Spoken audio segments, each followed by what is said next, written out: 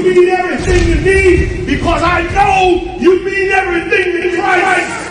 And Christ means everything to me. And I called on the Lord. I said, man, that Father, this is real. Will you watch over me?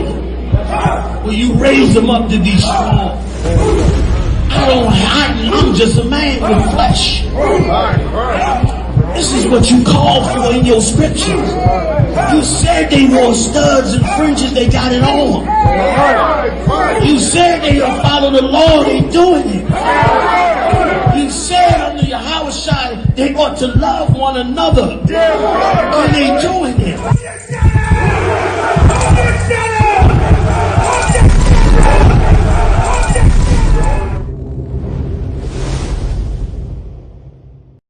We're in front of the Israeli School, Universal Practical Knowledge, the Philadelphia Division, here at 3226 Cheltenham Avenue in Philadelphia. We're standing in front of the school right now, getting a description of the 12 tribe sign that's been painted by one of the brothers that was in the school: Judah, Benjamin, Levi, Simeon, Zebulun, Ephraim, Manasseh, Gad, Reuben, Naphtali, Asher, Issachar. Those are the 12 tribes of Israel.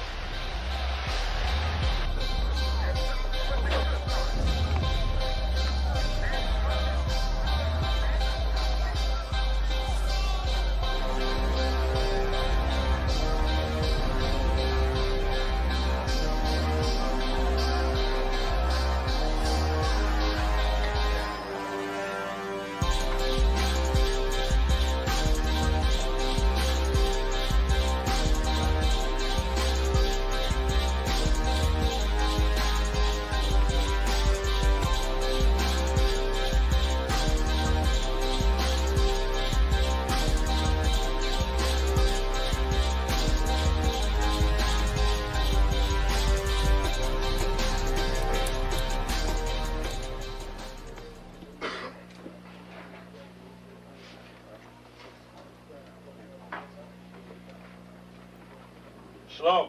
Shalom.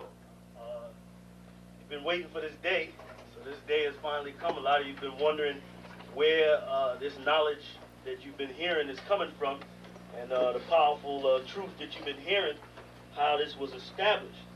Well, we finally were able to arrange for the priests to come down from New York and spend some time with us. And I'd like to introduce them if I can. These are some great brothers. We're very glad to have them with us.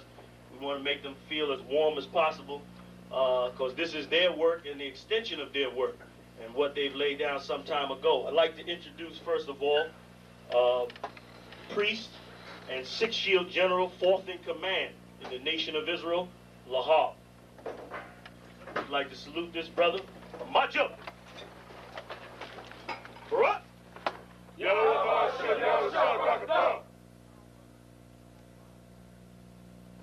Yeshabim, which means sit. And I'm going to turn it over now to Priest General Lahab. Water, brother. I'd like to say this, starting off, we're very impressed at your school here, and we're very impressed to see that the brothers and sisters in Philadelphia think enough of the Most High and the Bible and the truth and your nationality to be a part of this, because most of the brothers and sisters are running from the truth.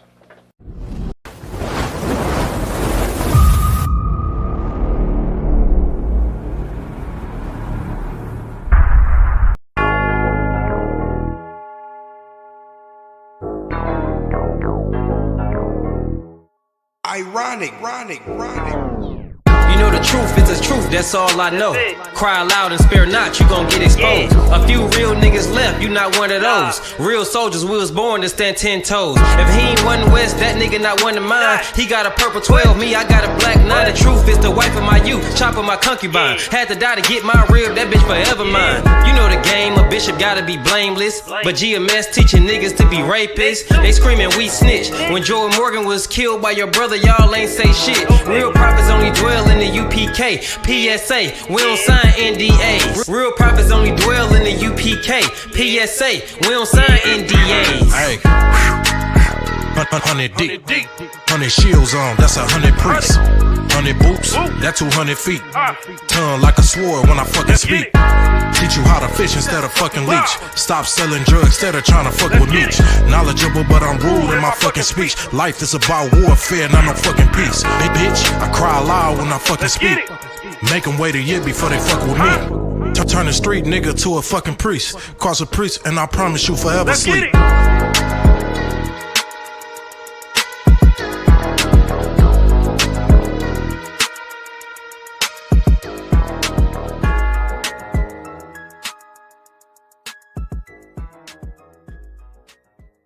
Shalom, Israel. It's time to come get your full dose of truth for the week. You got Mondays, history class, taught by Officer 500 Shariwan and Officer 500 Ahabawan. 7 to 9 p.m. Eastern Standard Time. Tuesday, you got Word to the Unwise podcast from 6 to 7 p.m. Followed by the main event, Captain and Priest Hadarya Allah, teaching scripture breakdown, the Bible like you never heard it before. 7 to 9 p.m. Eastern Standard. Wednesday, we got Priest and Officer 1000 Awaja teaching you all about the law. Tune in. 7 to 9 p.m. Eastern Standard Time. Thursday, you got myself, Priest and Officer 5000 Kazak Moth, joined by Priest and Officer 500 Barak Yah, teaching you the Brotherhood class from 5 to 7 p.m. Friday, learn to speak in the Holy Tongue, the Lashawan Kodash class, taught by Officer 1000 Katab. 7 to 9 p.m. Eastern Standard Time.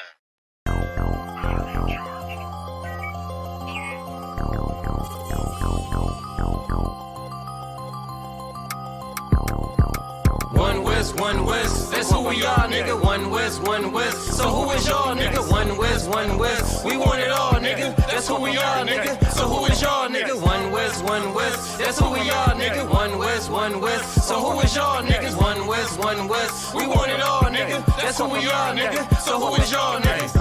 UPK soldiers got them killers with me, and I don't fuck with every spot cause it's too iffy. Real motherfucking prophet cause the Lord with me, but don't get that shit twisted, I got Drake's with me.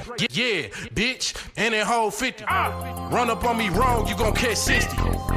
Wait, you gon' catch 20. The other 30 for your homies, bitch, I got plenty. And I'll shoot this motherfucker till that clip empty. Taking orders from your bitch, you a fucking simpy. Shit, should be televised. The way I'm cutting niggas up, bitch, I'm a samurai. Niggas swear they in the truth, but telling hella lies. Stumping like you Greek, bitch, you Hellenized.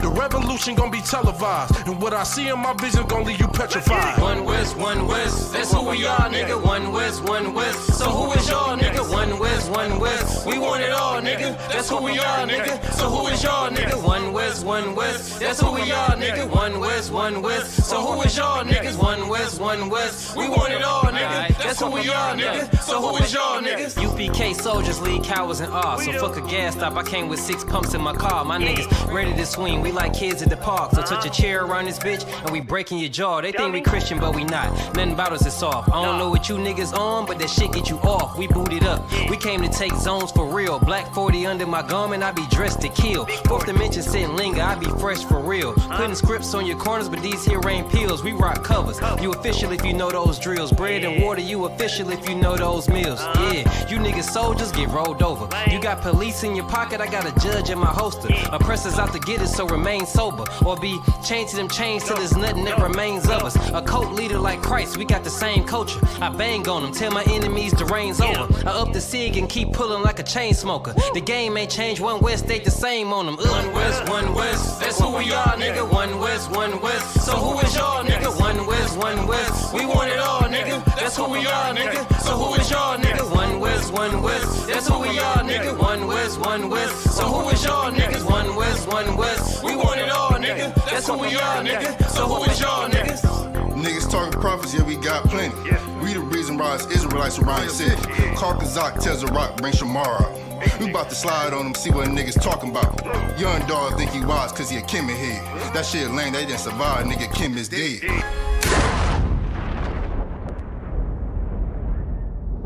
Where I'm from, little nigga, is a dirty game. I pledge allegiance to Yahweh, bitch, I'm UPK. Nigga, let's talk bodies. Set up on your corner, wake up everybody. Big priest until I'm dead deceased. The mission is complete until y'all off the street. Saw y'all on the internet stumping down the street. But take the poor and the weak.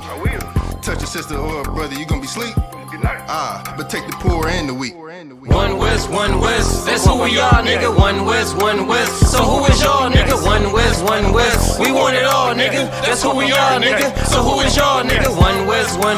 That's who we are, nigga. One West. So who is y'all, niggas? One West. We want it all, nigga. That's who we are, nigga. So who is y'all, niggas? Fucking with the brothers, then I'm giving out major pain. Clip full of ball heads, I'm shooting out Damon Wayne's. Driven ambition, I ain't never changing lanes. Wise as an old man, but I ain't slanging cane. This ain't a game, this shit way deeper than rap. You speaking the cap, but the shit y'all speaking is cap. I'm 5,000, but I still keep it a stack. I'm in the truth, not cause back then I was seeking the fact. Cry aloud for the niggas that's deep in the back. And the Lord with me, ain't no reason for keeping the strap. We peep the attacks, niggas say we ain't speaking the facts. Stealing breakdowns every time we teaching in class. Niggas snitching, y'all out here squeaking with rats. We be on the street corners teaching that Jesus is black. We on 125th Street, Harlem, nigga. You see where we at? One West, that's who we are, nigga. One West. So who is y'all, nigga? One West. We want it all, nigga. That's who we are, nigga. So who is y'all, nigga? One West. That's who we are, nigga. One West. So who is y'all, niggas? One West. We want it all, nigga. That's who we are, nigga.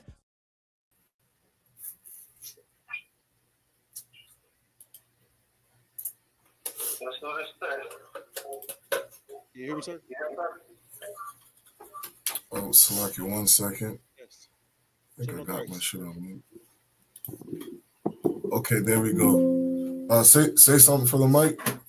Yeah, but Con, I can hear you. All right, select. Let me we got that shit off. All right, we good to go. Let's rock it. So right. You get it started. I'm gonna go over here and run everything from the computer.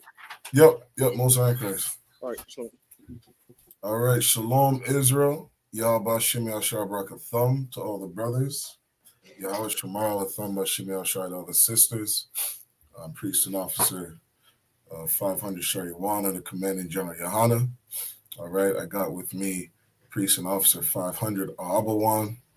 All right, we got another Monday night history class coming up. So to everybody tuning in, make sure you like, share, and subscribe. See if I get my camera right.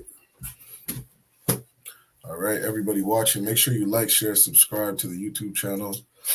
Comment if you're watching live. Make sure you comment. Help get the algorithms up. And of course, help push this truth. All right. We want to fish brothers and sisters.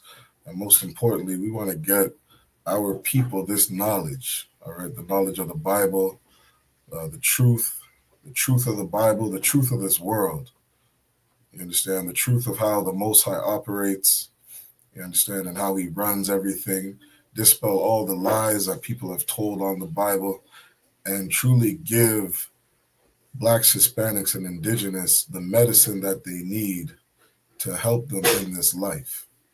You see, for too long, Blacks, Hispanics, and Indigenous living in the bottom of society, living in the ghettos, barrios, and reservations, and we're lacking the truth of the Bible. We're lacking our culture. We're lacking our identity. And without these things, we stay destroyed as a people. And so this Monday night history class that we do, me and the mighty priest, Officer 500 Ahabawan, this history class is to give Blacks, Hispanics, and Indigenous the history of our people told from us.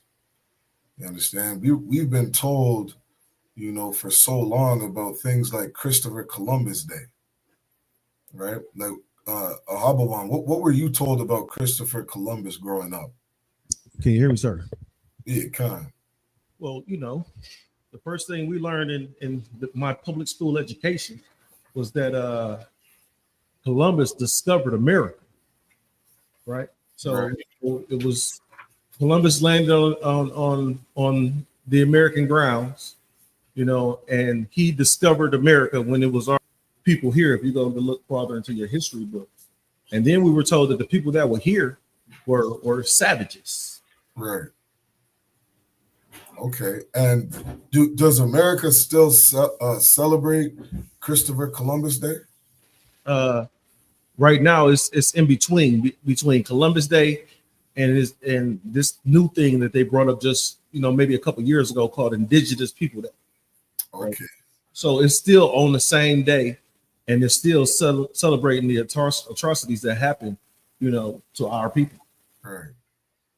Yeah, because when they changed that Columbus Day to Indigenous Day, or they had done some attempts to do so, it's like they wanted to bring awareness, quote unquote awareness to the truth of Christopher Columbus, and it's kind of a stupid concept to say the truth, because when really history is just told out of the eyes of the conquerors.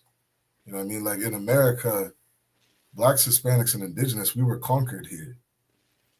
So when white people or Europeans tell the history of America, they're going to tell you all the battles that they won. They're going to talk about all their war heroes and war generals, all the land that they conquered and the beautiful things they've done as a nation. They're not going to sit there and talk about, all the genocide that they had to commit to get the country. You understand? Like you read about a lot of the wars between the Native Indians and Europeans, and Native Indians, they're whooping their ass. You know what I mean? The North American Indians were whooping Europeans' ass, so much so that that's part of the reason you don't hear so much about Native Indian as slaves in America, because of all the wars that Native Indians were winning. You understand? But that history, it's told from the lens, of the colonizer. It's told from the lens of the people that win the war. So when you come into this history class on Monday night, you're hearing history being told from the slave.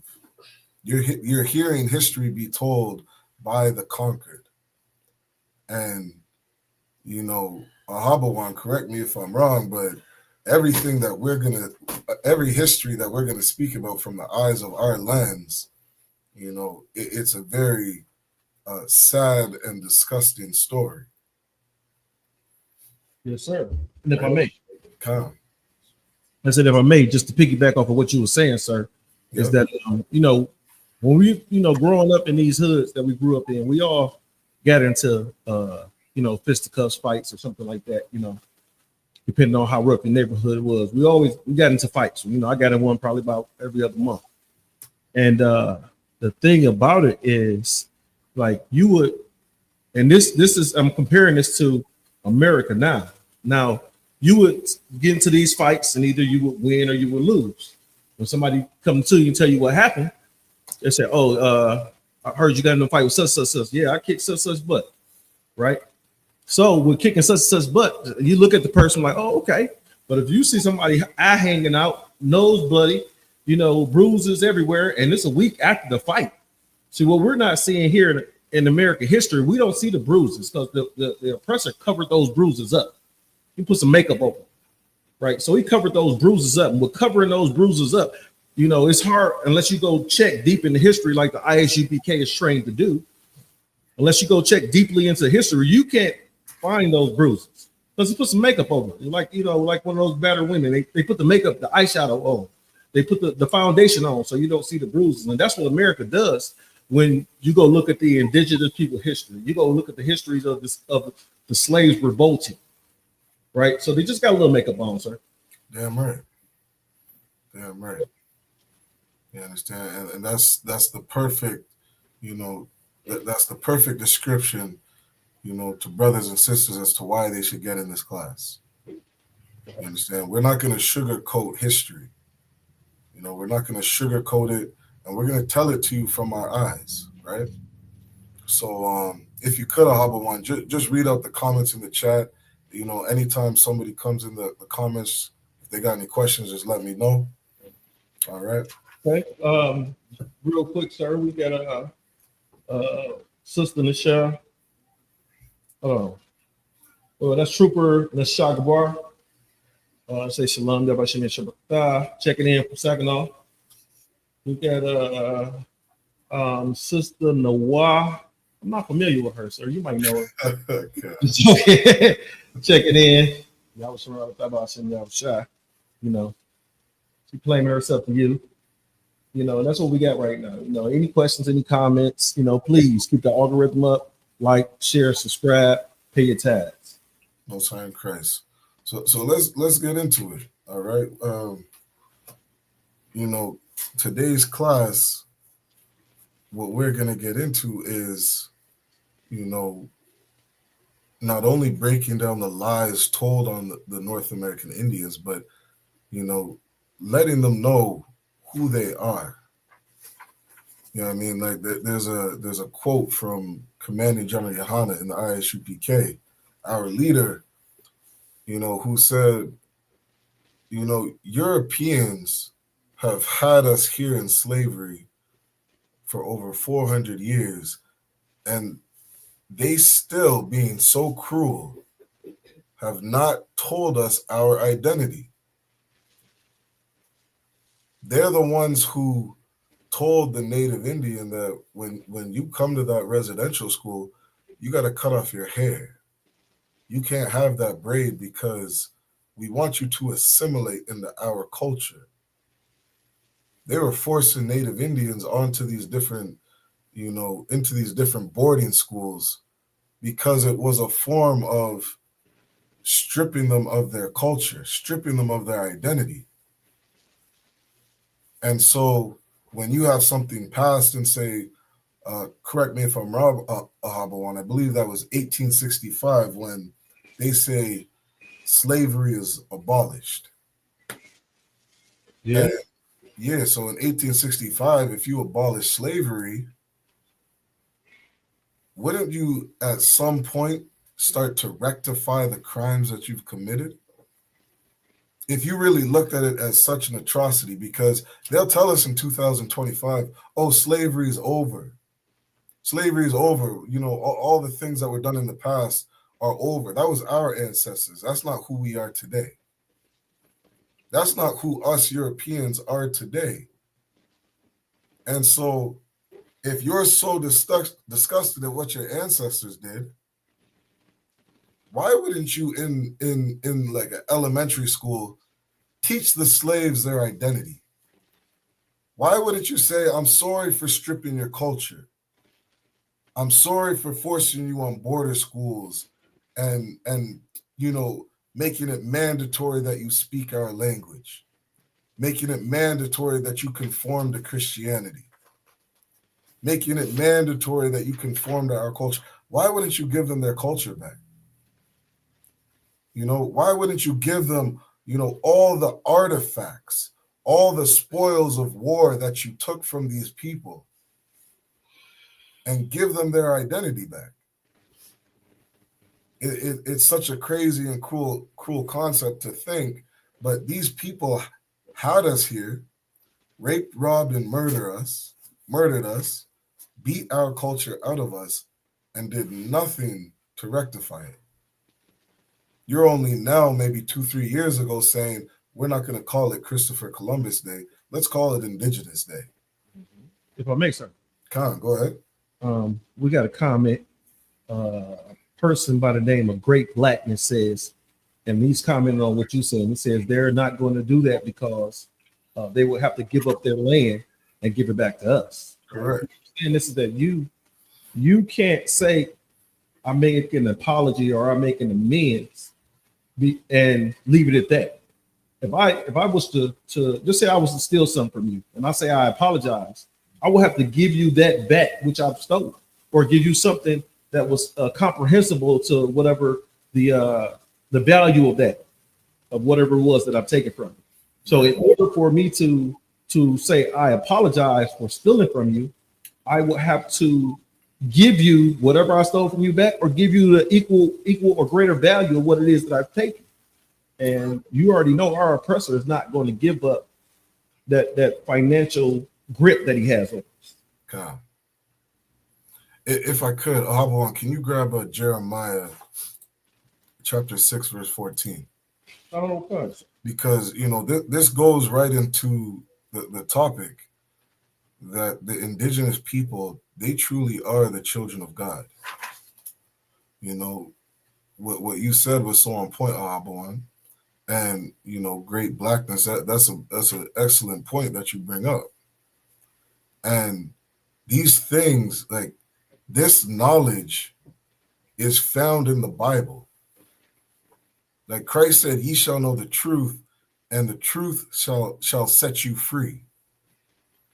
One of the things that we have to do here in America is free our minds from that mental bondage, that mental slavery.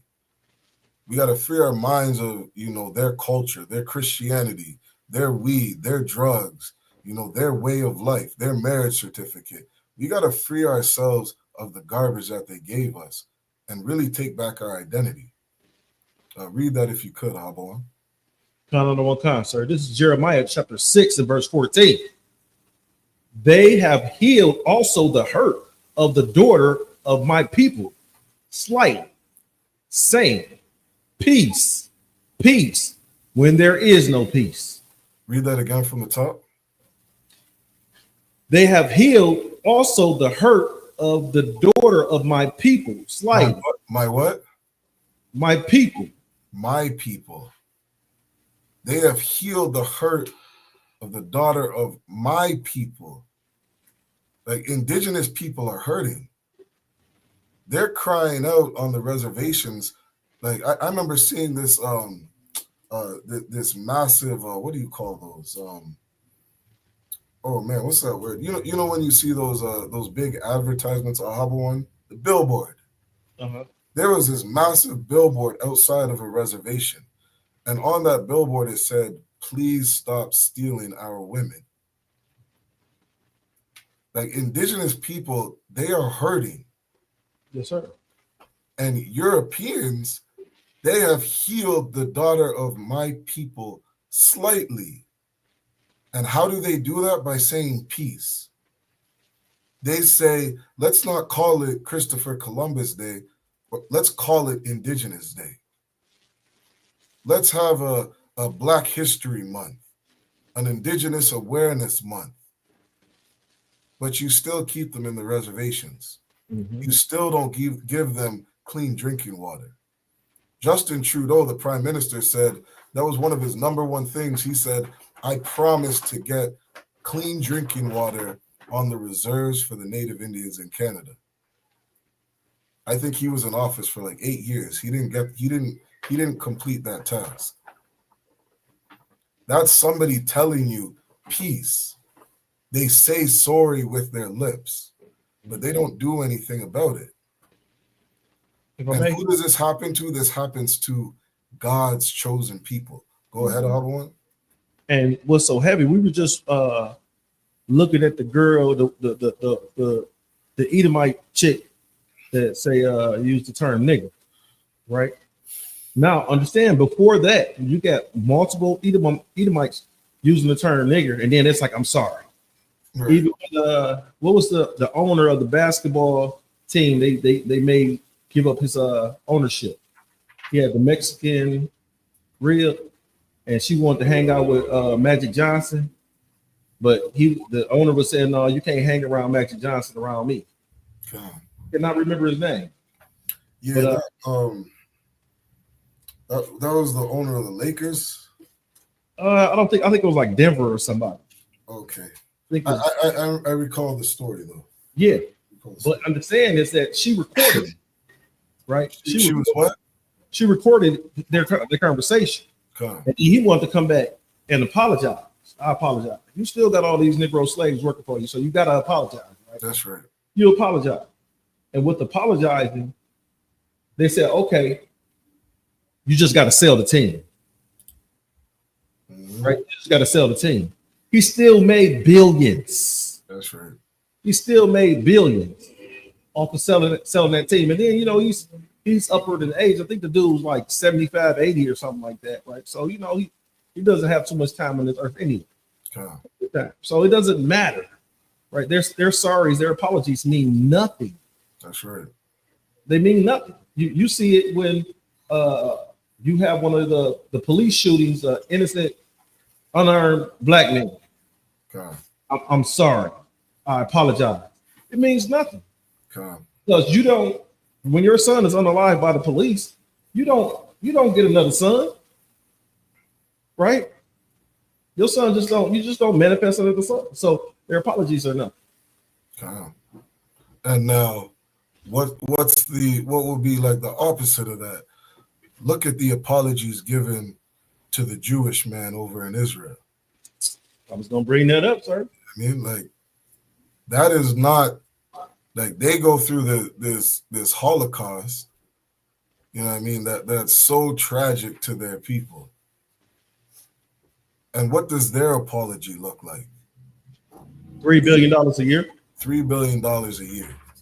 Their own land, their own government, their own military. I just saw an article a couple of days ago about how much they're going to take something like 75% of the Palestinians' land. We did that before, remember? Before. And that's why we're in the situation we're in now.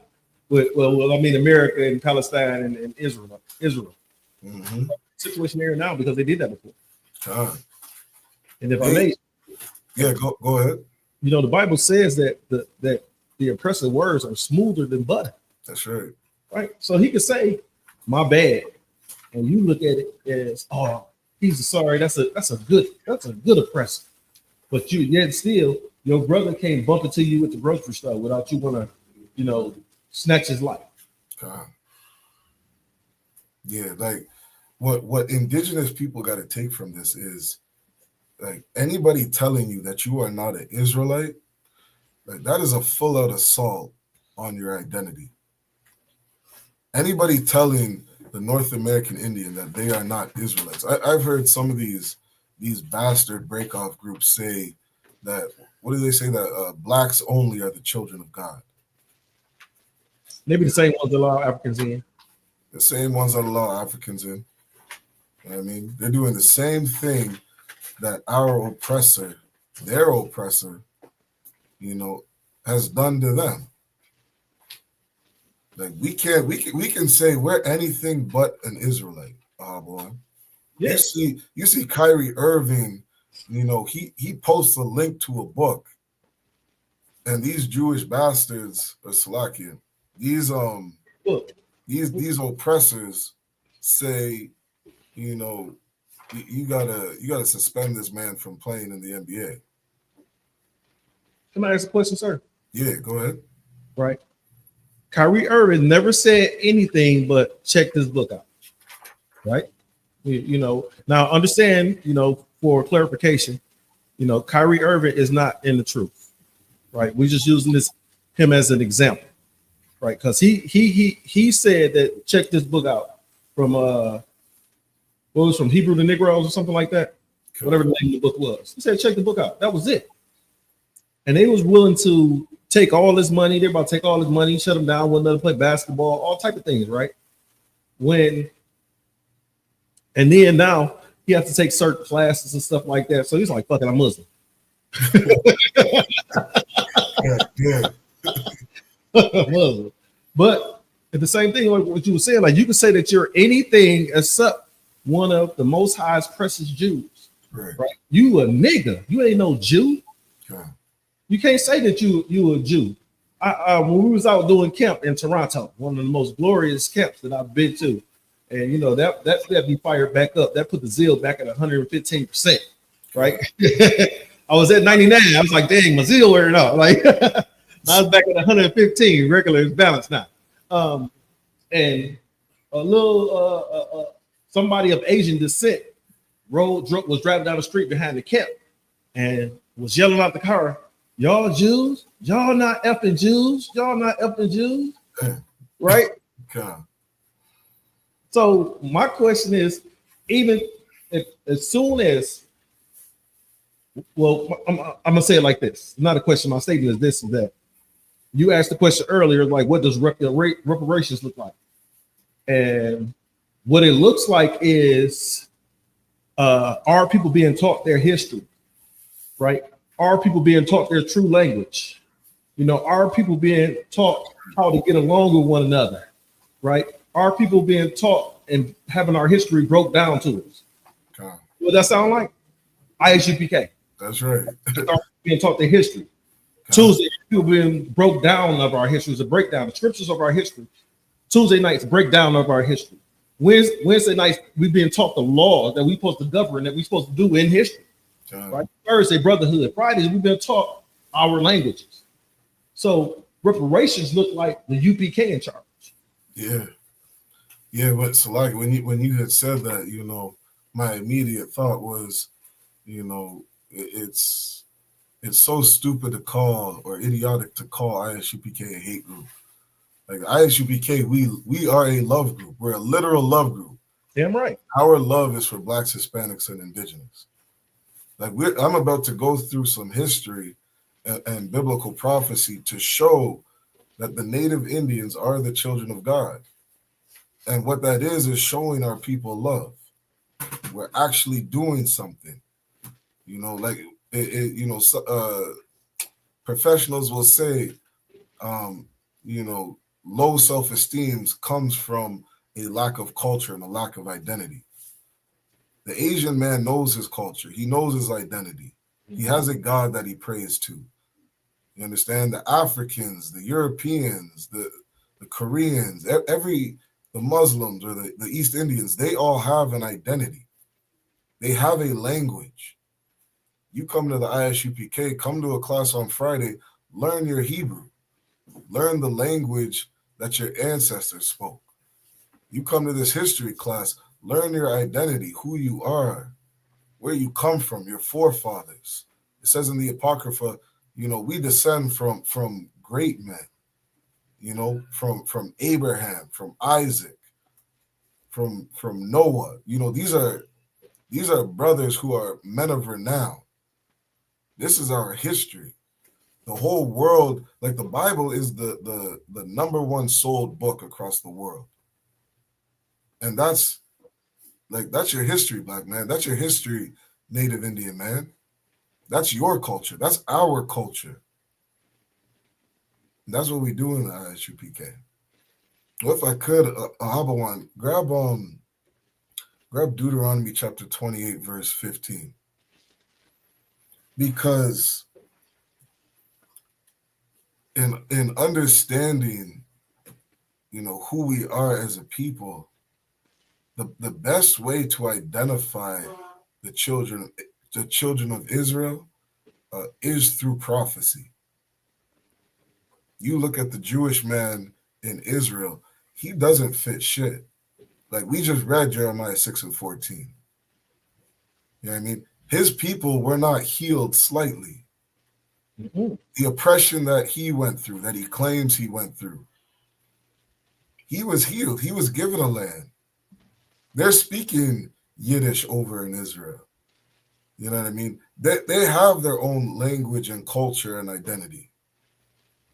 They have, in Tel Aviv, they have the largest gay pride parade in Israel.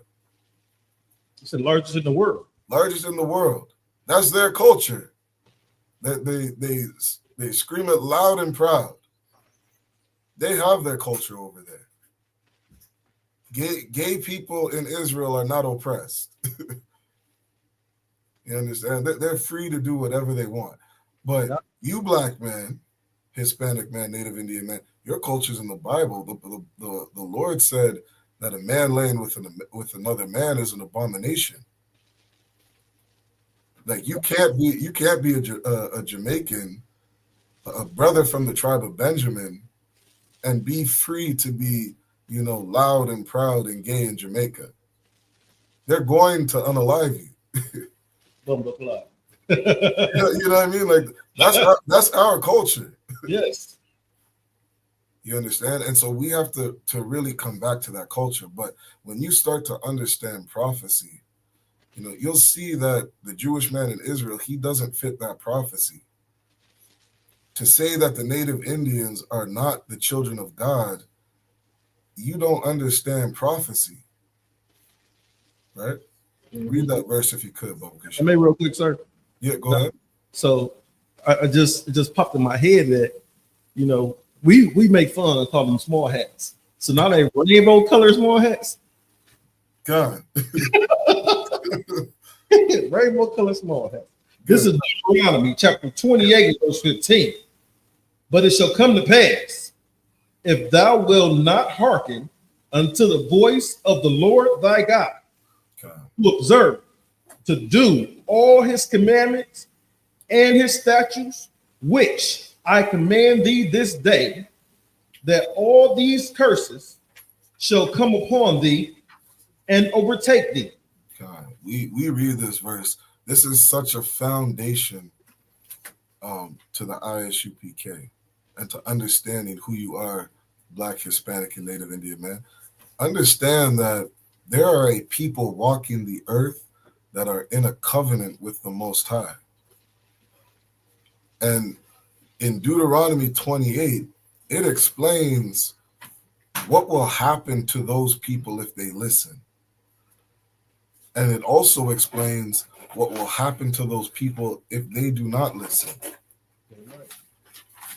And so you have to look at this and, you know, identify the children of Israel. You know, if you claim to believe in God, you know, everybody wants to say that, you know, the Bible is the word of God and it's real and it's true, and I believe this book. Well, if you really believe this book, it's giving you an outline in Deuteronomy 28 of what will happen to God's chosen people. There is no way in hell you can fit any race of people outside of Blacks, Hispanics, and Indigenous into this book. Jump down to verse 32.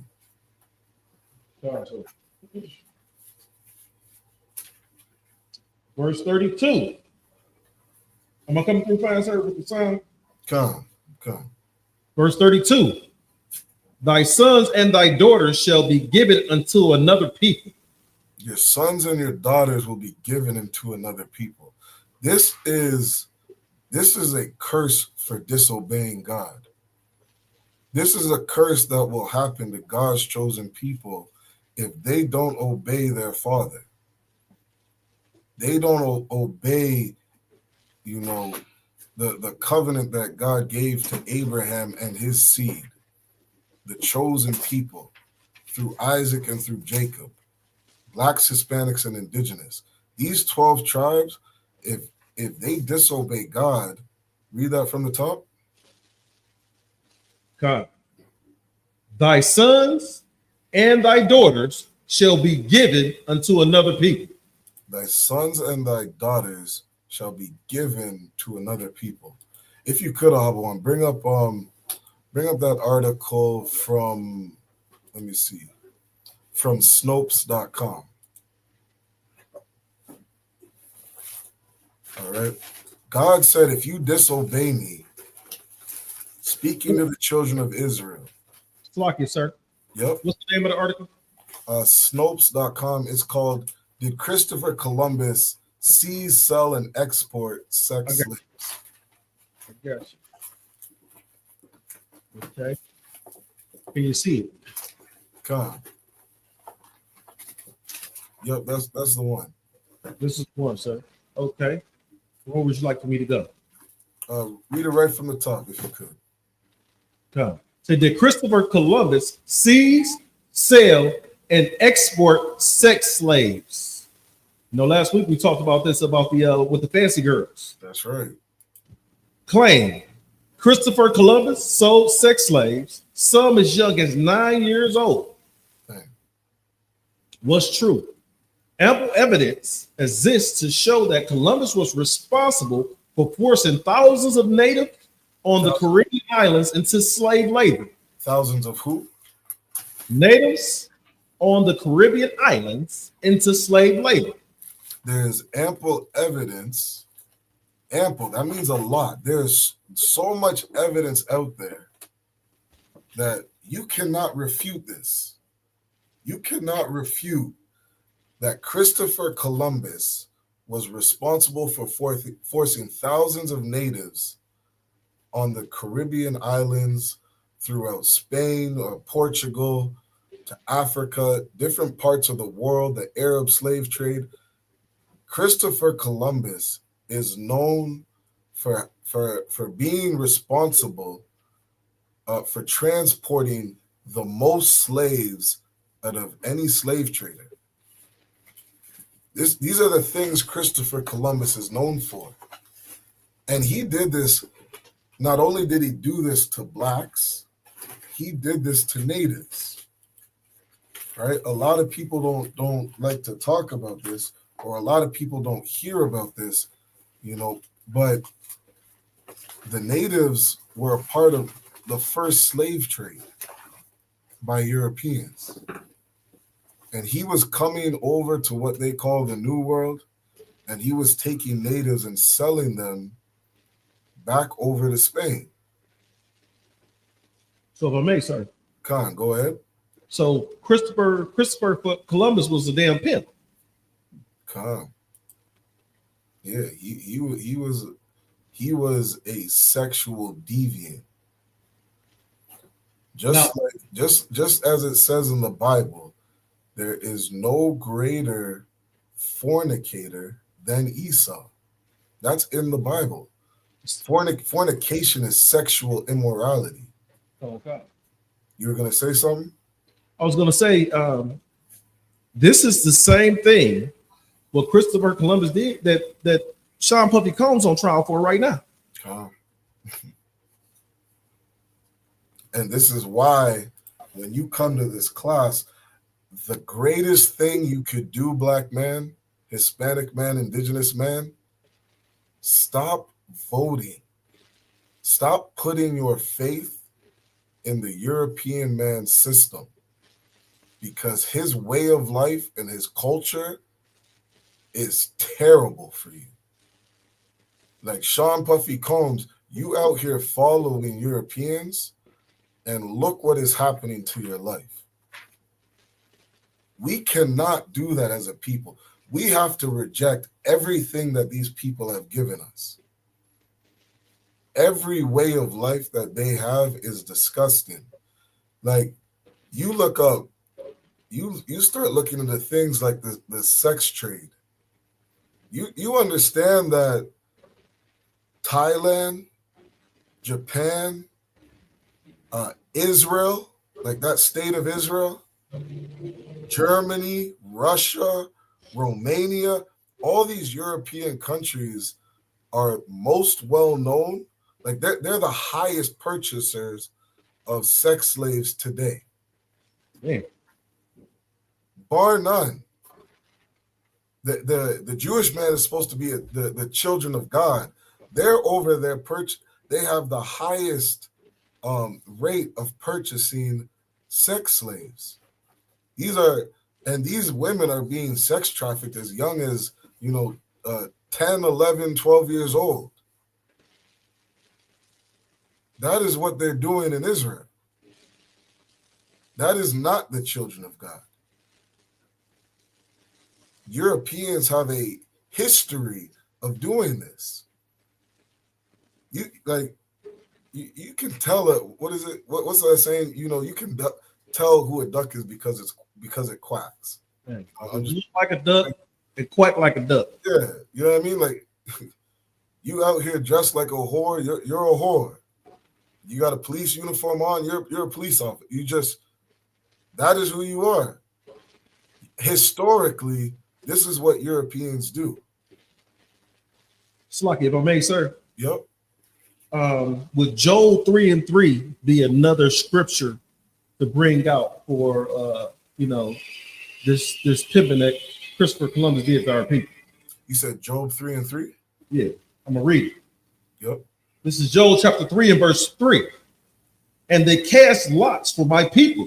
Yeah. And have given a boy for an harlot, and sold a girl for wine. That's right. That they might drink. That's absolutely what they do, Arbor. That is absolutely what they do. We're going to keep reading through this article, and you are going to see that Christopher Columbus was selling native Indian girls as young as 9 years old as sex slaves. That precept is perfect, Ahabawan. And if I may, again, sir, Come. What it sounds like, and it's just, I guess it's just similar, because Muslims believe that girls as early as 9 years old could get married. Mm-hmm. Right?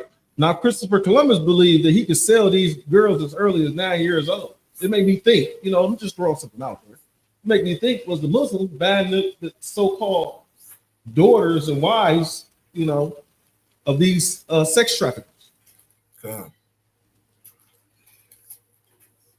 Yeah, that's exactly what they do. That is so on point to what they do. You know what I mean? It's not just young girls, it's also young boys. You know what I mean? And look through the history of Europeans being in power. You know what I mean? Like Chad, I believe Chad's in the chat right now. I believe he's a European man. He should be able to tell you that, people like Alexander the Great, who we would call Alexander the Freak, he was a proud homosexual.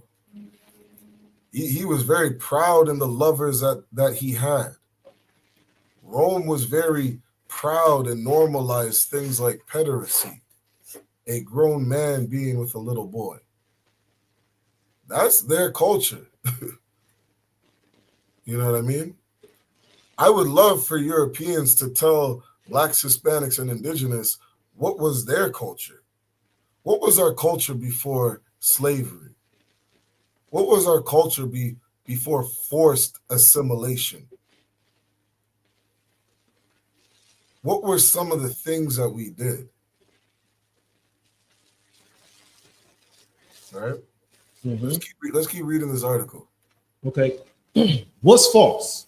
However, the specific quotation offered as evidence in a widely shared meme, although accurate and authentic, came from a longer passage written by Columbus.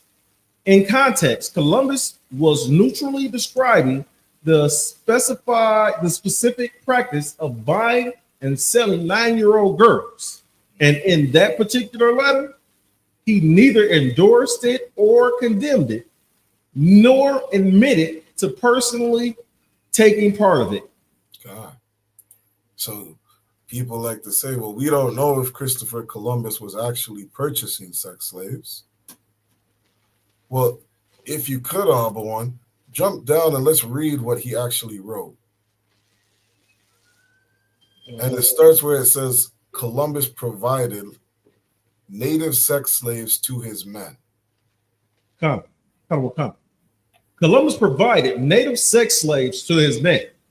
In addition to putting the native to work as slaves in his gold mines, Columbus also sold sex slaves to his men. He did what? Is 9. Yeah, he sold sex slaves to his men. Now, get me straight on this, Ahabawan. If you're gonna say Christopher Columbus was not a partaker in this, how do you as a man defend yourself when you are selling slaves, sex slaves, to your men? What's heavy about it, sir, is that, just say I owned a car dealership. Okay. You know what I'm saying? And you was like, hey, I need a car. I'm going to get you, I got to pay the dealers, the OEM for these cars. So I'm going to get you a low price. I'm going to get you the lowest price you could get on that ticket because you're my man's, right? Because we look out for each other. So Christopher Columbus, if these were his men, these were his partners, he would have sold them not looking to make a profit, but at least try to break even. Right. So he probably sold these slaves for cheap. But since you haven't seen the movie Django, I'm not going to quote it. Let's keep going on this. Columbus and his men also raided villages for sex and sport. For what? Sex and sport. Columbus and his men also raided villages for sex and sport. So it was just a game to Christopher Columbus to find a young native woman and what? Molest her? Sexually assault her? I'm not sure what words I can use without us getting cut off. This is what he did as a game. What do you think kind of man that this is? Well, in today's modern society, they will lock these individuals. Well, these individuals are supposed to be behind bars. Right. Right. You have serial sexual assaulters that are behind bars. You have serial child abusers that are behind bars. You know, once the evidence is shown to the courts that okay, this person is supposed to be behind bars. So we put those, you know, in today's modern society, those people are locked up. Correct. Some very bad things happen to those individuals inside a prison full of people like them. God. So now I'm glad you said that, Habawan, because that same thought had me wondering if they're doing this in the late 1400s, what year did this stop? I mean, because I'm like, because you know, these people are being locked up today if you get busted with this. So if they're being locked up today, somewhere in history, Europeans decided in North and South Central America that the act of having a sex slave, an underage sex slave, or you know, just a sex slave in general, when was this illegal? Do you know what year that was? When it became illegal? When it became illegal. I don't know, sir. Now, what history would tell you, you know, or have you believe that in 1865, the same time when the emancipation of slavery began, is the same time you could now no longer own a sex slave. And you know why, right? Break it down, Hobble. They try to protect that petty, the little putrid she-devil. Because they think about it, they tried to make videos and film that, you know, black men were just sexual-driven deviants. But what they did was they placed, what do you call it when superimpose, where you superimpose your identity onto me, right? You know, it's I forget what it is called. It's like a medical condition when somebody says, "Oh yeah, that person does such," when they're really telling the truth about themselves, but they're just blaming it on another person. Man, I'm so glad you said that too, Abawan, because, and this is why this class is so important, because you sit here as a Black, Hispanic, and Indigenous man. Donald Trump would have you believe that you're the rapist. You're the sexual deviant. You're the one going around touching little kids. What did they have all those signs up, you know, outside of the White House? All the pictures, you know, of the Indigenous and Hispanic people.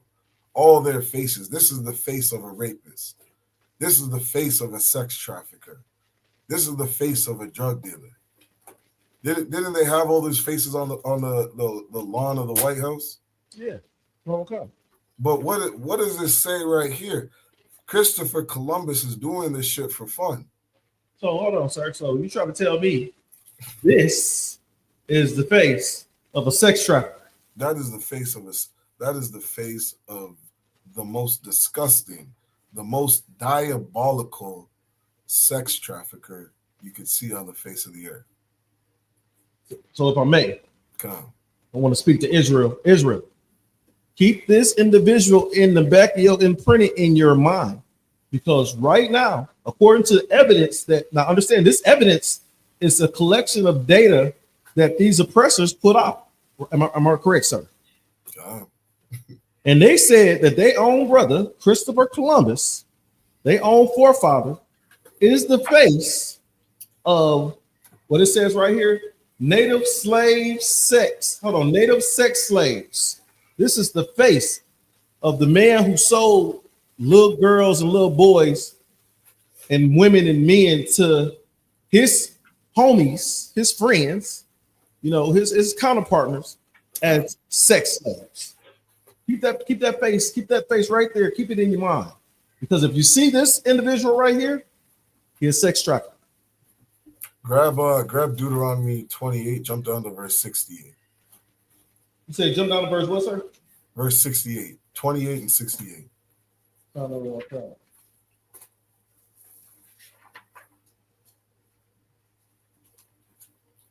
Deuteronomy chapter 28 and verse 68. And the Lord shall bring thee into Egypt again with ships. So the Lord said, for disobeying you, or for disobeying the Most High, your punishment is to go back into Egypt, go back into bondage again with ships. It was not just the black man that went on cargo slave ships, you know, around the world. That also happened to the North American Indians. Keep reading. By the way, whereof I spake unto thee, thou shalt see it no more again. You're not going to see your homeland again. You're not. You're going to be uprooted. You're going to be put on a ship, and you're not going to see your homeland again. Keep reading. They shall see it, thou shalt see it no more again. And there ye shall be sold unto your enemies. You're put on an auction block, and you are sold as property to a people that hate you, to a people that would use your little girls and little boys as sex slaves. You would be put into captivity and serve hard bondage. It's going to be hard bondage because these are your enemies. These are people that do not like you. They hate you. They take pleasure in seeing your destruction. You would be sold to your enemies. And that happened to the North American Indians. If I may, please. Okay. Besides a certain, individual that oppress your people, what is something that you hate, right? What is something that you dislike, Israel? And then imagine buying that something. What would you do with after you bought it? The thing that you hate. Mm-hmm. Like I see a lot of my people strung out on drugs, right? And when my people being strung out on drugs, it's because of these curses, because we didn't follow the law, statutes, and commandments of the Most High God. So if I was giving the money to buy drugs, guess what I'm doing? I'm crushing it in the street, I'm stomping them, flushing it down the toilet because I don't want my people to have it. Mm-hmm. Right? Understand that these people hate you like that. Mm-hmm. To the 10th degree. That's small, just to stomp it out and crush it in the middle of the street. You got to remember alligator bait, right? You got to remember that the indigenous woman was tied upside down to a tree and her belly was split open and the baby inside her belly fell upon the ground. These are you got to remember the trail of tears. You got to remember that your enemy slaughtered bison and buffalo, right? Just so that you couldn't eat and stay warm. Mm-hmm. These were the people you were sold to. So imagine what happens when they bite. This is my nigga now. I own him. Yep. That's on point. And you know, if you could, Abawan, read that last comment from Chad. Hold on, I gotta let's see if I can get this to do right. All right. Oh, there I go. I'll pop it up. Mr. Chad says, if you are a true Christian, run, don't walk from these false twisting of the scripture. You twisting of the scriptures? You know what I want, Abawan? You know what I want you to do, Chad? Because I see you coming in, you know, these different, you know, these different live streams, our classes. Chad, since you're such an amazing Christian, I want you to go through Deuteronomy chapter 28 and verse 15 all the way through 68. And I want you to identify on this earth who the people of God are. That's what I want you to do, Chad. If I may piggyback off of that, sir. Come on. Well, because he may not be able to truly identify who the people of God are. Just if you go through, Chad, you go through Deuteronomy 28 from 15 to 68 and tell me what people are described, what type of people walking this earth today are described in those scriptures. Just tell me what people that described in those scriptures, because I don't know if you have the ability, being a Christian, to truly say who are the people of God, because I'm sure you probably think that you're one. One. Not only can he not break this down, it is proof that he doesn't know the Bible. And if you don't know the Bible, how would you know anybody is twisting scriptures? But if you got a breakdown of that, Chad, please let me know. I want you to attempt to teach me the Bible. Because it's so clear who these people are. And it might not be clear to you because you don't understand the Bible. If I may, sir. He wouldn't be able to to relate to verse 68. Because this didn't happen to his people. Go ahead. If I may, sir, you know, and Chad, to clear something up with you real quickly. And Adawan Zarak said this at camp Saturday. We ain't Christians. He said, be careful, because we not Christians. Yeah. Right, we follow the law, statutes, and commandments in this Bible the way Christ followed. Right? That's what we do, right? You gotta you see the true priest and prophet on this earth right now. We're healing our people. Right? We're casting out demons. Don't you think a alcohol addiction, a drug, a crack addiction that your people put in our neighborhoods, don't you think that put demons on individuals? Right? They put demons on people. And the only place that you see these people getting rid of these demons is right here in the ISUP. And, you know, last thing I'll hop on, he would love for us to run from this because he hates us. He doesn't love blacks, Hispanics, and indigenous. Why would you come to a class where black men are telling Native Indians their identity, telling them their culture, telling them their history, giving them their language, telling them that you shouldn't, you know, sexually traffic women. You shouldn't, you know, put somebody in hard bondage and take their little kids as sex slaves. These are disgusting things. And you shouldn't do that, black man, Hispanic man. Like, Puff Diddy, you should not follow Christopher Columbus. You should not be like him. These are good things to teach to a people. You were going to say something, Habawan? Come. Say it again, sir. I have somebody at the door. Oh, no, sir. Let's keep going on this article. Okay, let me jump back on. So, where we're at. It says, in the year 1500, Columbus wrote, 100 what the hell is that?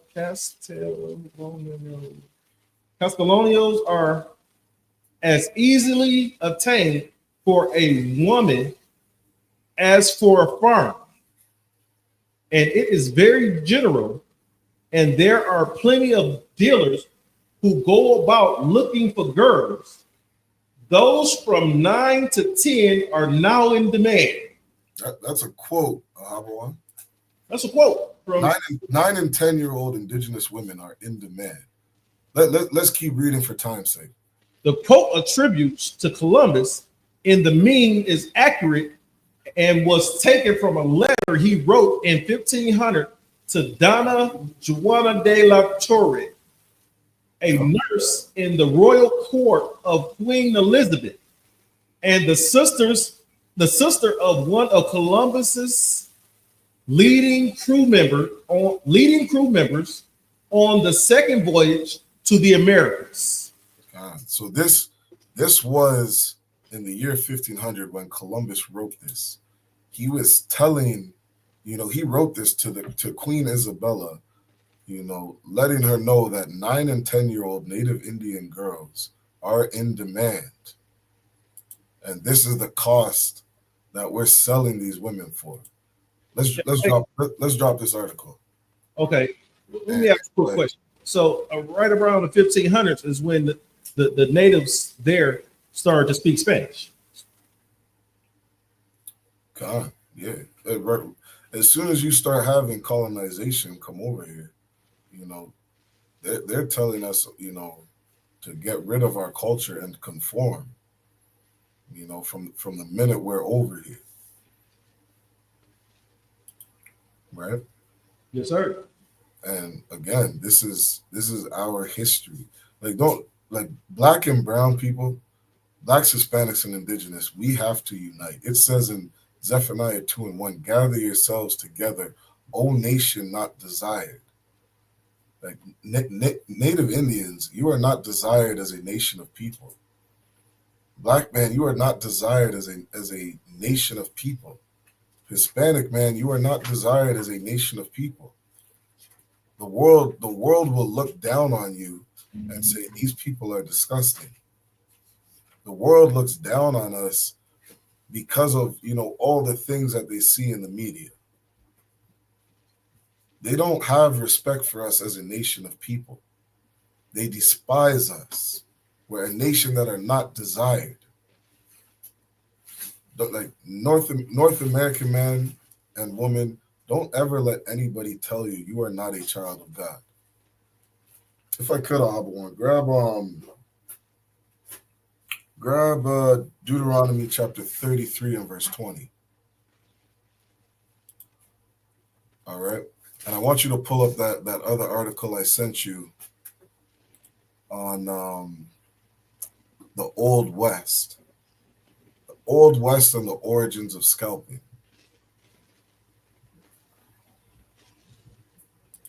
All right. I love, there was a video I remember watching.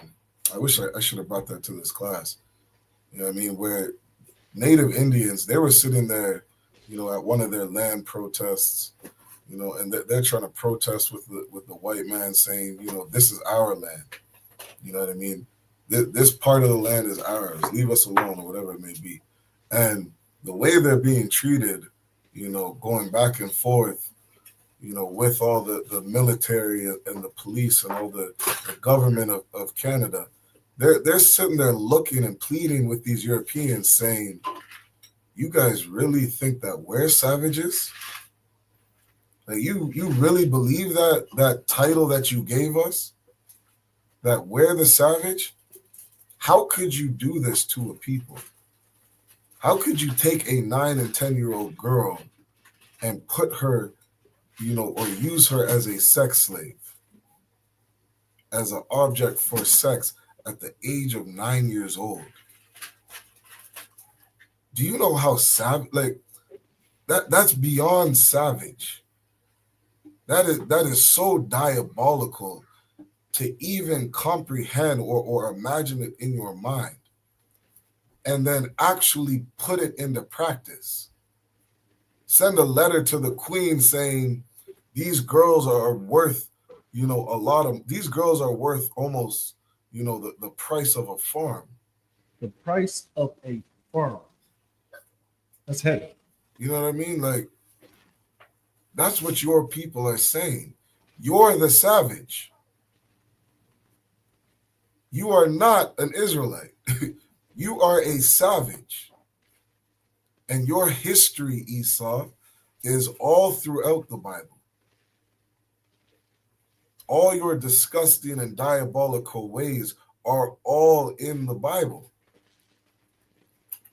We know who the white man is, and we know who the North American Indian is.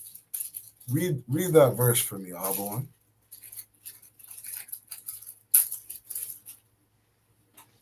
This is Deuteronomy chapter 33 and verse 20. And of Gad, he said. Of who? Of Gad. Of Gad. This is one of the 12 tribes of the nation of Israel. Israel is a multitude of nations, Chad.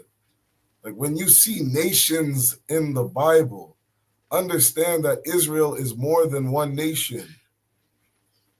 We are 12 tribes, and Gad is one of those nations. Keep reading. Blessed be he that enlarges Gad. He dwelleth as a lion, and teareth the arm with the crown of the slocket, and teareth the arm with the crown of the head. Read that again, Ahabon. He teareth the what? And teareth the arm with the crown of the head. Teareth the arm with the crown of the head. This was a blessing given to Gad, a blessing spoken of about the nation of Gad in the Bible. Given to Moses from the Most High, speaking on the children of Gad. This is scalping in the Bible. And this is something that the North American Indian is known for. Keep reading. He provided the first part of himself for himself, because there in a portion of the lawgiver was he seated. And he came with the heads of the people. The what? The heads of the people. Look, man, y'all Christians do not know the Bible. Y'all really got to leave us the fuck alone. Like, the Christian church is dead. They have never known the Bible, and they can never give you your identity, black man. They can never give you your identity, Hispanic and North American man. How are you going to fix your low self-esteem issues if you don't know your culture? Low self-esteem leads to so many different issues in our community. Drug abuse, drug addiction, unaliving yourself. Like, these things are rooted in low self-esteem. How are you going to fix poverty in a community when you as a people don't give a damn about your community? You don't care to live because your life is hell. There's so many issues in our community that cannot be fixed in the Christian church. You want to know, one of the number one ways that a woman gets sold into sex trafficking today, Ahabon? Explain, please. She don't have a father in the house. Yes, sir. She's living in poverty. Yes, sir. She doesn't have protection. She's in an orphanage in foster care. The number one child in foster care is the indigenous child. Y'all got rid of boarding schools, and you went from boarding schools to forcing the government to take these kids and sell them into foster homes. You understand, Ahabon, that after they got rid of these boarding schools in Canada, these residential schools, that the government of Canada came and said, you know what? If you live in poverty, you are not a fit parent. And if you're not a fit parent, the government is going to come and take your children. And they're going to force them into foster care. They're going to force them into an orphanage. And that child at the age of 10, they're going to drop out of school. They're going to be out doing some fuckery. And some grown-ass man is going to come steal this young woman. And she's going into sex trafficking. She's going to be sold over in Thailand, over in Israel, over in Germany, over in Romania as a sex slave. You're going to say something, Mahabon? I say what's so heavy about that is you were speaking about the sign that you seen that says stop taking our women. Stop taking our women. And I looked it up, and it's hundreds of thousands of our sisters, just the sisters. I'm not talking about the brothers, just the sisters that are missing every year. No one knows what happened to this young lady, this sister. No one knows what happened to this sister. Well, someone knows, but they're just not bringing the information out. Right. And then you have you were talking about the border foster care. I know a few women that went through foster care, and every single one of these women have a similar story of how they were sexually assaulted by someone in that foster home. That's right. It's one young lady. I'm trying to get her to come and talk to one of the podcasters, Kazak, because she said that her the foster care that she was in, the husband took advantage of every girl, and the mother would only bring little girls. Dang. And he took advantage of every girl that was in it. And she was in the same foster home as my oldest daughter's mother. And she had they got the same story of how this man took advantage of them when they was just little girls. And after they become big girls, either he left them alone, right? And they got some younger girls in, or they kicked them out the house.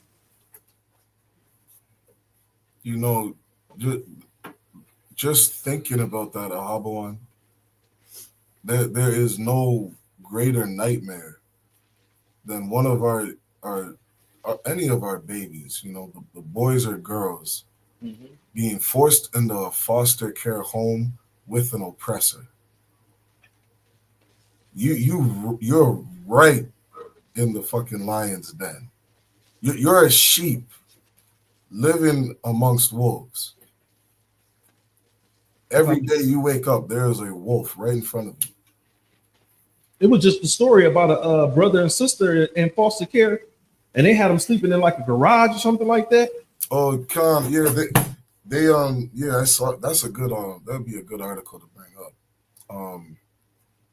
Yeah, I seen that. I can't remember. There was like 3 or 4 kids that they had locked up in a barn or something like that. I wish I could find an article. I don't remember enough on it to search it out. Yeah, they just got busted for that shit. But that's, man. But look how long they had the children was in there for years. For years. And what helps them cover it up is that you can so-called homeschool your kids. But with so-called homeschooling, really with foster care, you should have a social worker that's talked to these kids, every 3 or 4 months.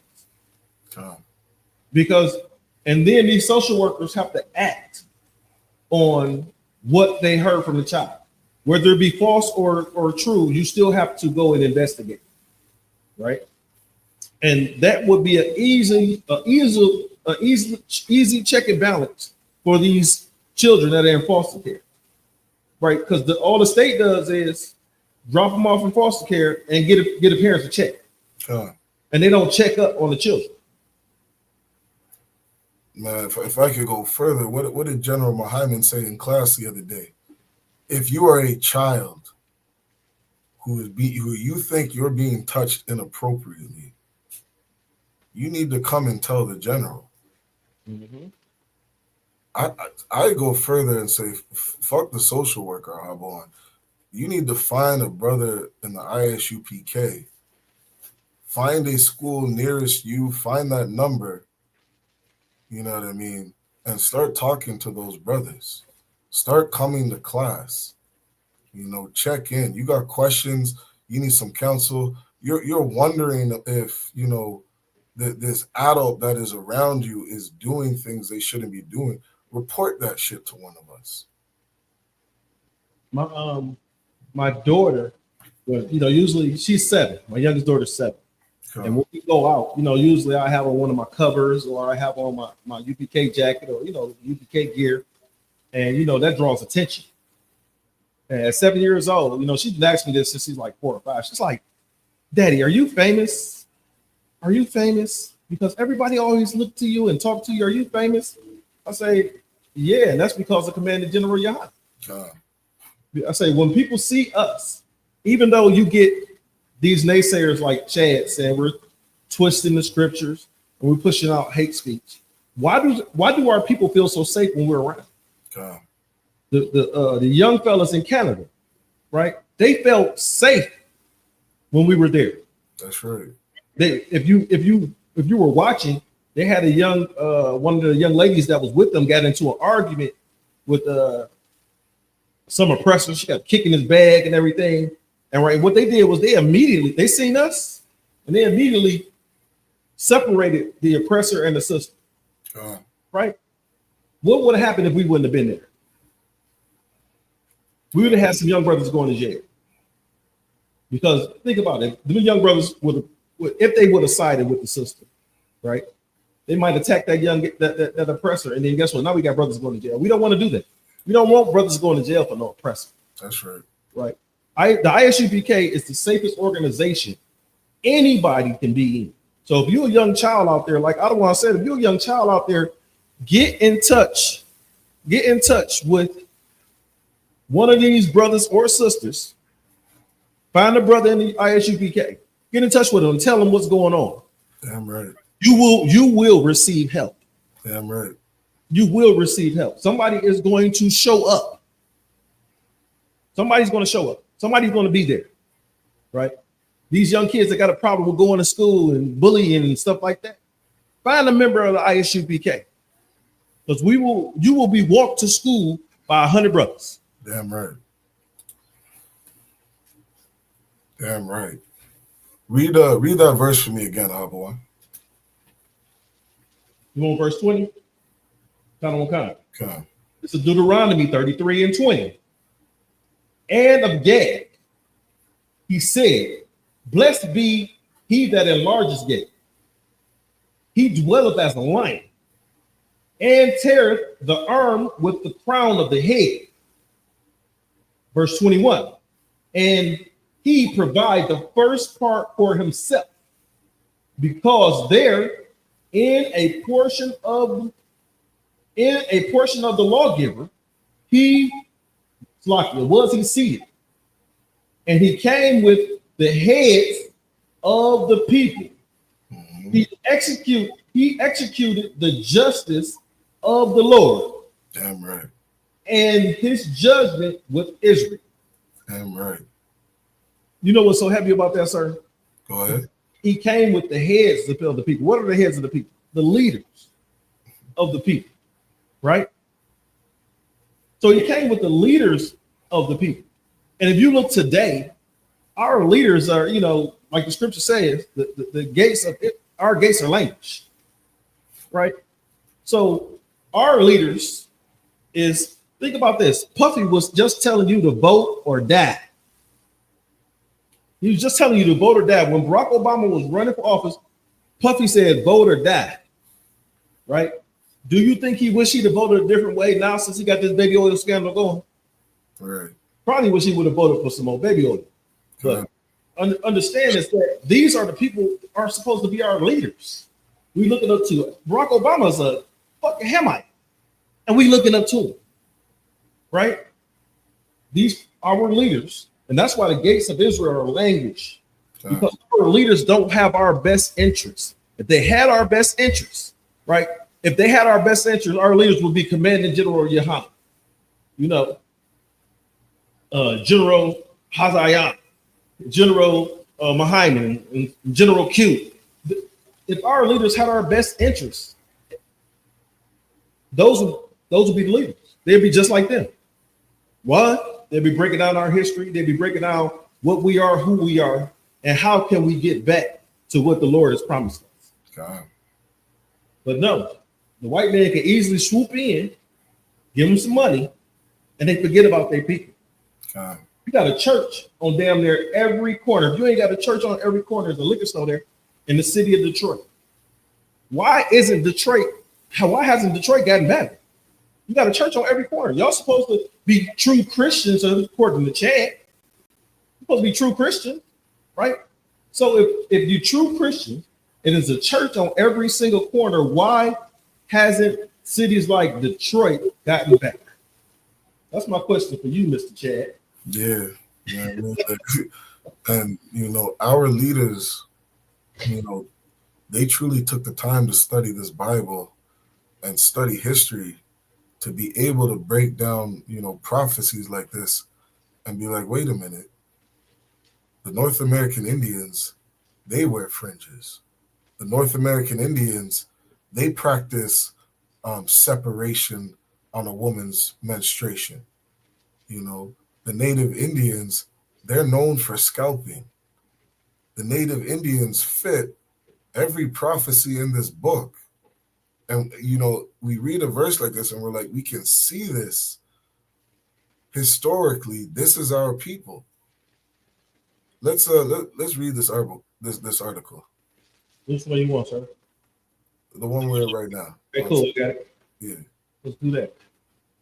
This is the origin of scalping, a true and surprising history. Native Americans may have invented scalping, but European contacts accelerated it, and the history behind scalping is culturally complex. This article says the Native Americans invented scalping. And hey, look, if I could real quick, like scalping is a very like, what's the word? Like a particular or meticulous practice. Like it takes a certain skill to cut a man's skin off, right at the right point, and then, or just enough to where they rip the hair with the scalp, and that all comes off in one. Like, scalping is, something that God is blessed with. Like, it's a skill, it's a talent. Like what do they call it? Like a trade. You know what I mean? If I may, sir. Come on, go ahead. Like using no fillet knife, they was using axes to do this. Yeah, like I don't like people wouldn't understand this, of course, because everybody's not going around scalping people. But this, like, to take the tools that they had and do this with such precision, you know what I mean? Like, only the children of God could do this. Right? Let's keep reading. Yeah, I'm a fisher. So with me filleting fish, I'll take that fillet knife and I ride against that rib bone to get that meat. You understand? Right? Then I flip it and ride it against the backside of the skin to get the meat from the other side to remove the skin. What's so heavy about it is that fillet knife bends and folds with the body of the fish. God. That axe don't. God.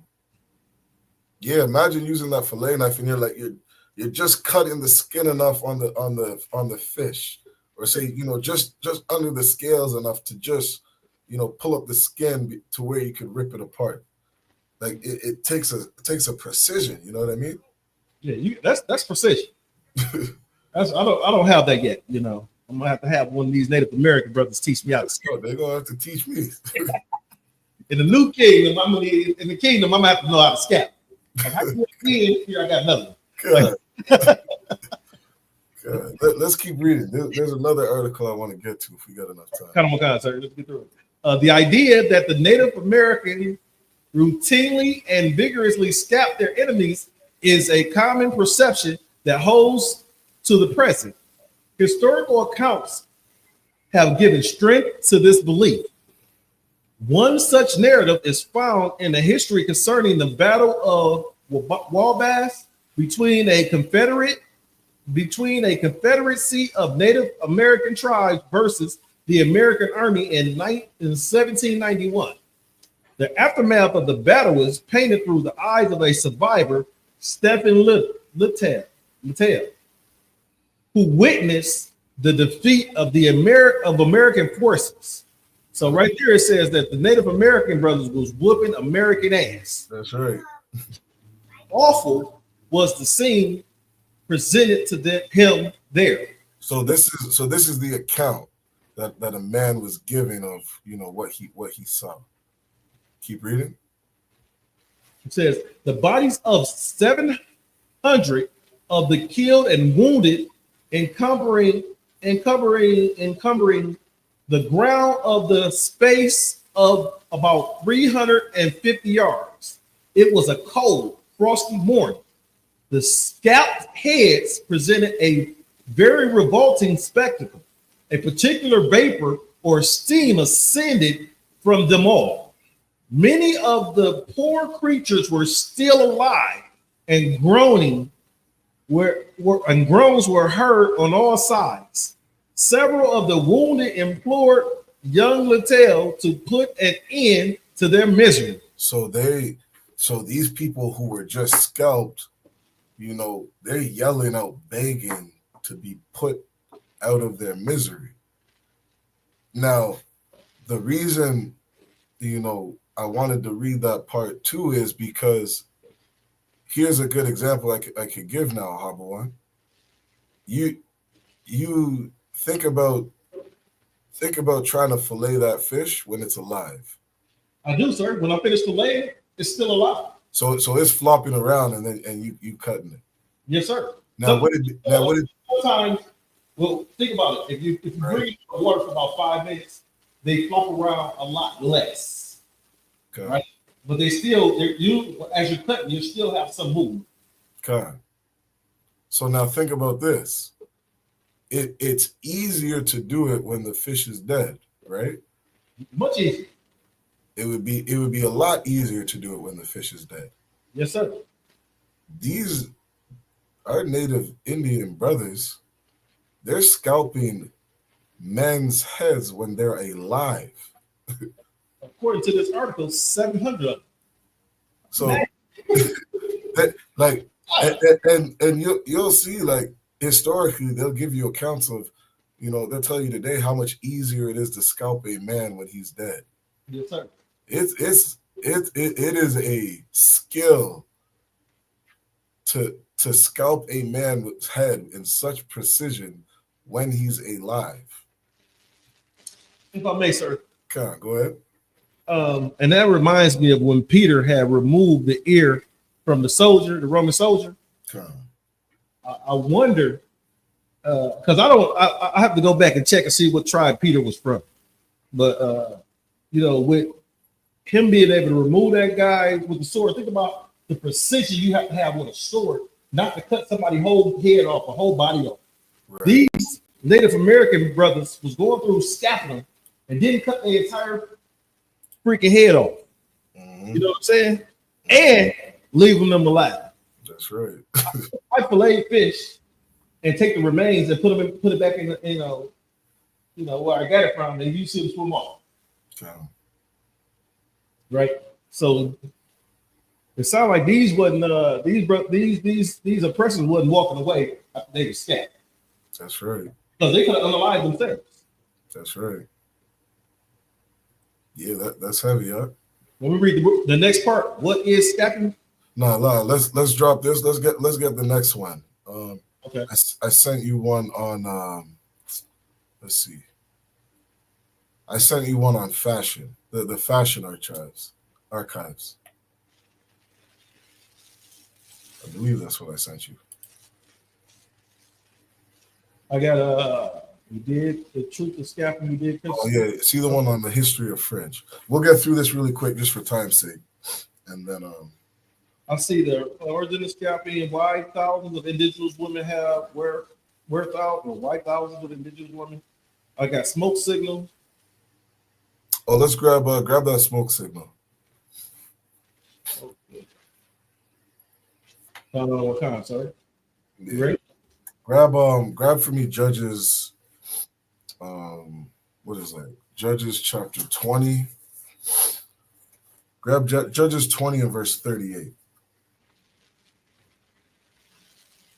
Because here's another, just another example, of seeing yourself in the Bible, seeing your ancestors, seeing your culture, Black man, Hispanic man, indigenous man.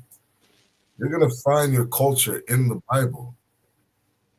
You're going to find a lot of the things that you practice are in the Bible. Some Cap Kataza says all the time, the people out there who teach only blacks are the Israelites. Only the Negro in America are Israelites. You got to understand that the other 10 tribes. You say Judges 20 and what's that? Judges chapter 20 and verse 38. Come on. Like, we got to understand that, these other 10 tribes, they have way more archaeology, showing and connecting them to the children of Israel than the Black in America does. Not saying that we don't have lots, but like there's no questions about who you are, when you start to read through these scriptures and see what your people were doing. All right, go ahead and read that for me, Alwan. This is Judges chapter 20 and verse 38. Now there was an appointed sign between the men of Israel and the liars in wait. An appointed sign. Keep reading. Come on. That they should make a great flame with smoke. What? A great flame with smoke. With smoke. Make a great flame with smoke. Rise up out of the city. Rise up out of the city. Okay, keep this in your mind, all right, as we read through these scriptures. Keep going. Verse 39. And when the men of Israel retired in the battle. Retired in the what? In the battle. So they're using this sign during a battle. Keep going. Benjamin began to smite and kill of the men of Israel about 30 persons. So the children of Israel are in battle against each other. Keep going. For they said, surely they are smitten down before us, as in the first battle. Verse 40. But when the flame began to rise up out of the city with a pillar of smoke, the Benjamites looked behind them, and behold, the flame of the city ascended up to heaven. Okay. This right here, this was a signal used during war. This is a smoke signal in your history books. Now, you want to think about different war tactics and things like this. Historically, what nation of people were using smoke signals for war? You only gonna find this shit in our history. Yes, sir. If I may, God. It was the Native Americans. That's right. There are so many recorded wars between Native Indians and European settlers all throughout the 1700s. Like tons and tons of wars. And this is something that God is known for doing. the native Indians are known for doing. You know what I mean? My dad's from Jamaica, the Benjamin, according to the Bible. And I always heard stories growing up of the Maroons. And this was a group of what they called natives. They call them the Maroons. They're native to Jamaica, or they were the indigenous of Jamaica, and how they fought off the Europeans when they came to Jamaica. And they used smoke signals. They would set smoke signals in the mountains so that they could communicate to one another that Europeans were coming. And they could communicate from a very long distance along the island because of using this tactic. Let's read through this article real quick. We'll just get a couple points. It says smoke signals. Fact and information about the history and culture of Native Americans, including the subject of smoke signals.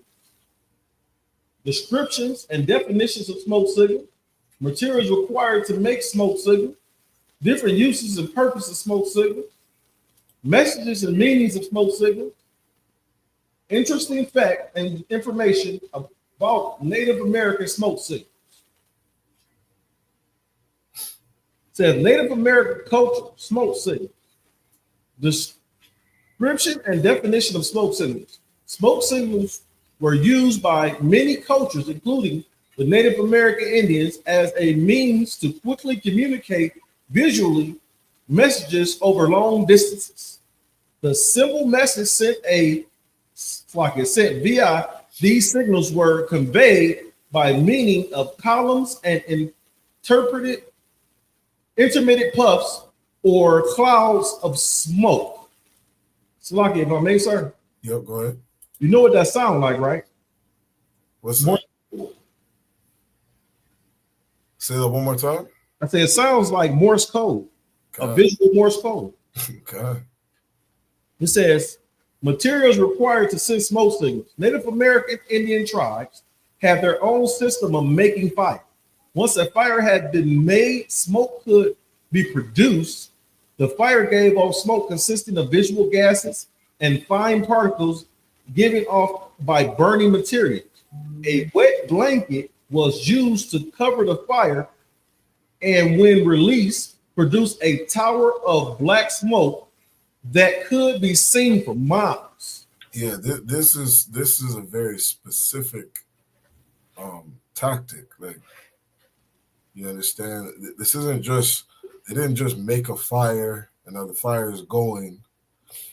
You know what I mean? They'll throw like a wet blanket on it, to produce, a certain type of smoke in the air. And now as this smoke is rising, this is communicating to other tribes saying, we're at war. Right? Let's just for time's sake, let's drop this Ahaba one and grab that fashion. Grab that fashion archive. Okay, because you gotta understand, like, again, our history is all throughout this Bible. Our history is throughout the Bible. You're never going to know who you are unless you get in the ISUPK. Unless you get in these classes and, start going through history, going through prophecy, reading about your ancestors, who you are, what you were doing. You're never going to understand who you truly are. You're never going to truly understand, what the Most High promised to Abraham. You're never going to understand that there's something better than, just taking the crumbs from our oppressor. And maybe that will give you the opportunity to say, you know what? I want something better. I want rulership. I want my own land. I don't want my kids growing up on the reserves. I don't want my kids growing up in the ghetto. I don't want them living, in whatever ghetto in Detroit, in Windsor, in Canada, all throughout the States. I want something better. You know what I mean? We don't even know what land, the Most High gave us. Yeah, right. You can read in Genesis, I believe that's 18, maybe 10 and 18, where it says, where the Most High created the nations, and he divided the lands and the bounds thereof. He gave, different nations of people different portions of this earth. If I may, sir. Yeah, go ahead. Real quick, we got some new guy by the name of Barak Yala. Mighty priest Barak Yala. What's going on, priest? Yeah, let's read through this article real quick. So this is Fashion Archives, the history of fringes. It says fringes, the decorative trim on clothing, not the British version of bangs. Yeah, it's right from the jump. It's separated. These fringes are not European culture. The article starts with fringes, the decorative trim on clothing, not the British version of bangs. God. It says in Numbers chapter 15 and verse 38, where Moses told the children of Israel to make them a border of blue or a trim of blue around the borders of their garments, and to put fringes on it. This was something that Moses told the children of Israel to do. Right? Keep reading. Yes. It says, fringes have made quite a comeback on the fashion scene as of late. You can spot it being used in a variety of styles, from rugged suede jackets to glamorous party dresses. This embellishment is definitely trending. Although this is just one of many revivals. The words are real choppy over here. Okay. In fact, fringes trim has been in and out of fashion for well over 100 years and has existed for centuries. Ancient Mesopotamia.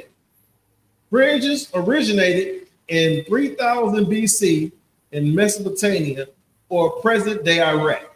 Present-day what? Iraq. Yeah, but black man, Hispanic man, and indigenous man. That whole Middle East, Salakia. That whole Middle East, the whole Middle East that, Salakia, my allergy. That whole Middle East that you see today,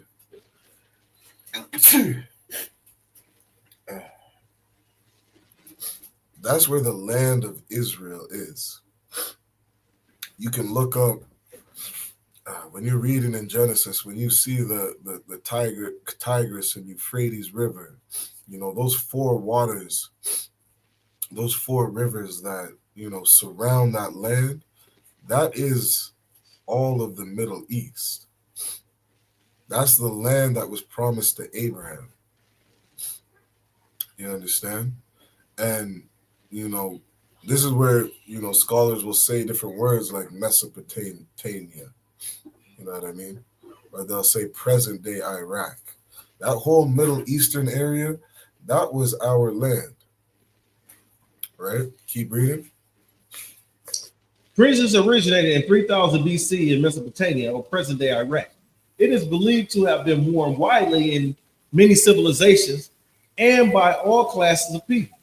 While no physical evidence of Mesopotamian fringes exists today, the people of this period left behind details, sculptures, statues, and written accounts that give us a picture of what this ancient embellishment was like. Fringe was used mainly in skirts and shawls, used to adorn garments woven from the cotton or linen, and for the wealthy silk. It came in a variety of styles. Straight, knotted, tied in a unique design. And this was used to adorn what? It says, it says fringes was used mainly in skirts and shawls, used to adorn garments woven in from cotton or linen, and for the wealthy, silk. God. It came in a variety of styles, hanging straight, knotted, or tied into unique designs. Now, understand, black man, Hispanic man, indigenous man, a garment is your outer wearing piece. You know what I mean?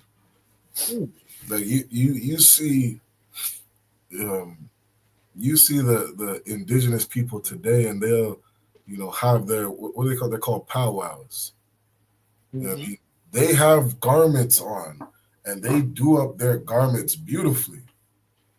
You know what I mean? They're using this to a special location or at a special event. This is what fringes were mainly put on. Okay, and you look at indigenous culture, you see fringes all throughout their culture, right? We can drop this article, Ahabawan, just for time's sake.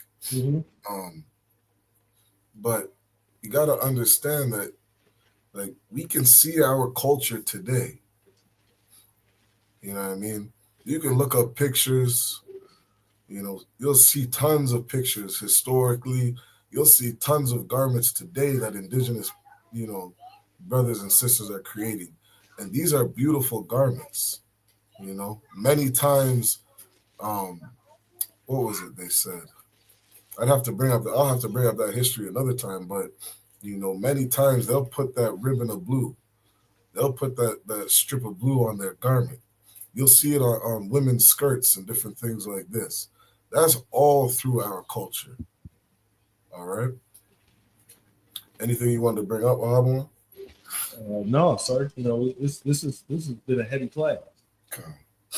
Been a heavy class. It's like these classes are getting more of a deep dive, because I have to present these classes. I have to do some study, and I wasn't always a good student in high school and college. Figured out a way to cheat. 2 degrees later, we found another way to cheat. But what I'm saying is this, sir, is just that the name of this class is Native Indians aren't savages. Christopher Columbus called it our sisters and brothers savages. Right? They are Israelites, chosen people of God, right? And I hope Chad go and do his homework assignment and figure out who and what people is Deuteronomy 28, verse 15 through 68. What people are they talking about? Right? They're talking about the 12 tribes. Right? It's only talking about one people, and that's God's chosen. And what we do each and every Monday is we present historic artifacts, articles, as well as scripture to back up what we're saying, to teach you, Black, Native American man, and Hispanic man, indigenous man, to teach you, right? To teach you. And it helps us learn more about our history. That's all I got to say. Con, that's heavy, and I would say the time restraint on the class, it didn't allow me to go more in, to the savageness, the savage nature of our oppressor. You know what I mean? Like Christopher Columbus is such a small part, an extremely small part of all the atrocities that these people have done to us. You know what I mean? And we really got to understand, Black man, Hispanic man, indigenous man, like, you are not a savage. You are a nation that is above all people on the face of the earth. You understand? You are royalty, a nation of kings and priests. And we really got to come back to our culture. So with that, I'm going to say shalom, Yahweh Shemar Shabbat to all the brothers, Yahweh Shemar Al-Thab, Shemar Al-Shai to all the sisters. Ahabawan, is there anything you wanted to say or end up with? Shalom. Shalom. Shalom, Israel.